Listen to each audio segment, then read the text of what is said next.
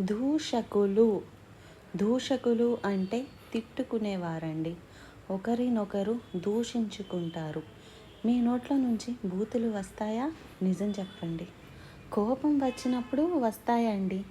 కోపం వచ్చినప్పుడు ఏం మాట్లాడుతున్నావో తెలియదు. పచ్చి బూతులు వచ్చేస్తుంటాయి. యేసు ప్రభు నమ్ముకున్నాను అంటావు, నీవుంటే నాకు చాలు యేసయ్యా అంటావు, కానీ గుండెల్లో ఉన్న బూతులు మాత్రం ఖాళీ చేయవు. ఎక్కడి నుంచి వస్తాయండి బూతులు? హృదయము నిండి ఉన్న దానిని బట్టి నోరు మాట్లాడుతుంది. నీ హృదయంలో దేవుని వాక్యం నిండుంటే ఏమొస్తుంది? నోట్లో నుంచి వాక్యం వస్తుంది. నీ హృదయంలో బూతులుంటే ఏం వస్తుంది? బూతులు వస్తాయి. నిన్న చెప్పాను కదా, హృదయంలో యేసు ప్రభువుకు చోటిస్తే నూతన హృదయం ఇచ్చినప్పుడు ఇక నీ నోట బూతు మాటలైనను, సరసోక్తులైనను, ఒట్టి మాటలైనను నీ నోట నుండి రాకూడదు.